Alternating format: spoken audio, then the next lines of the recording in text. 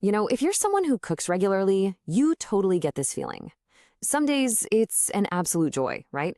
But other days, well, it's just one more chore on a very long list. But what if there was a way to completely transform our relationship with the kitchen? Today, we're going to explore a really profound way to do exactly that. And it doesn't matter if you're cooking for yourself or for a huge family, that sense of it being just another task you have to get through is so real. That feeling of just going through the motions, the tiredness, it really builds up, doesn't it? But what if we're looking at it all wrong? I mean, just look at this contrast. So often, our modern world sees cooking as just a task, something to get done faster, something to optimize, maybe even automate away completely. But there's this ancient wisdom from India that offers a completely different perspective, cooking as a spiritual act, a form of selfless service, a truly sacred opportunity. Okay, so how do we actually make that shift? How do we go from one mindset to the other?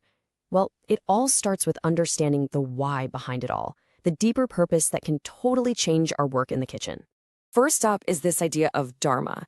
And look, this isn't about some strict set of rules. It's about seeing your vital role in the grand scheme of things. When you're in the kitchen, you're not just making a meal. You're stepping into this ancient, powerful role of the Annadatta, the one who gives nourishment. You're literally a caretaker of life. And that idea flows perfectly into the next one, seva, or selfless service. See, when cooking becomes seva, it's no longer something you have to do. It becomes an offering you get to make. It turns the whole thing into a mindful practice, a sadhana, that helps you build discipline. Okay, but let's be real. How do you keep this up without getting totally burnt out or feeling like nobody appreciates you? The answer lies in becoming a karma yogi. A karma yogi in the kitchen is all in, completely focused on the act of cooking. But they're not attached to the outcome, the praise, the compliments. The real joy comes from the act of service itself. All right, so we've got the why, the big philosophy. But that's all just theory without the how. Because here's the thing. How you show up, your state of mind in the kitchen, is every bit as important as the salt or spices you use. It really, truly matters. This is where we talk about emotional hygiene. Think about it. If you're cooking while you're angry or stressed out, that energy actually goes into the food. The advice here is pretty straightforward. Just pause, take a breath. It's okay to step away for a second. And a really powerful trick is to just reframe your thoughts.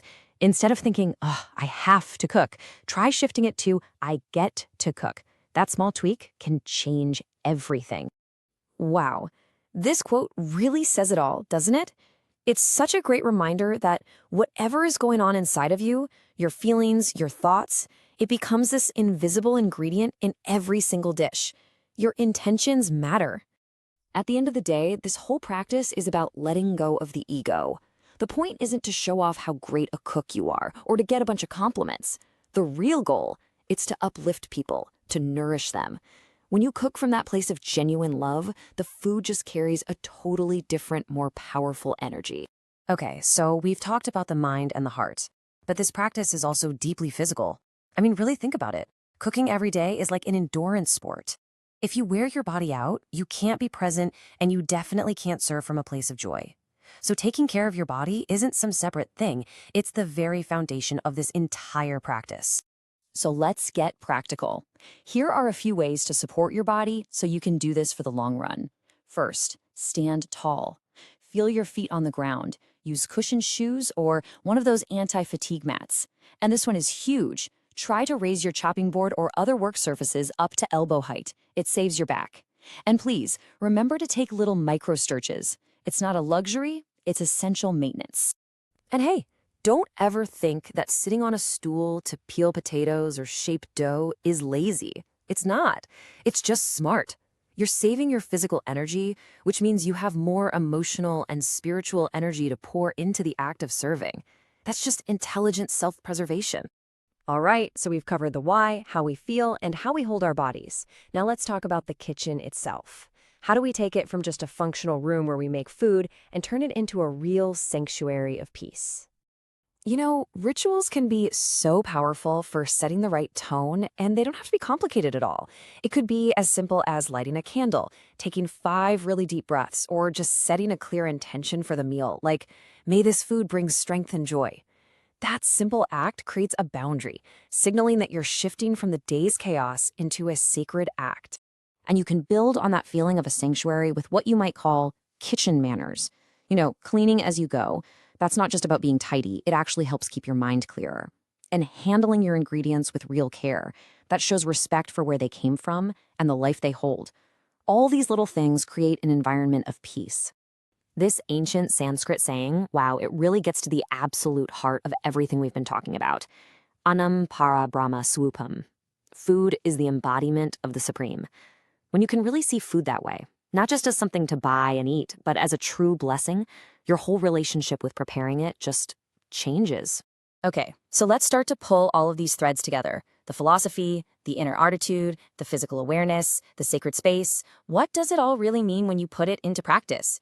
It's about understanding that what you're doing in the kitchen is so much more than just putting food on a plate. You're actually creating a legacy. And this right here is the absolute core of it. The goal isn't to impress anyone, it's to uplift them. Your true gift, your most powerful contribution, isn't some fancy technique. It's the quiet, consistent energy of peace, balance, and love that you put into the food. That's the real nourishment. So I want to leave you with a question to take back to your own kitchen. Every single time you stand at that counter, you get to make a choice.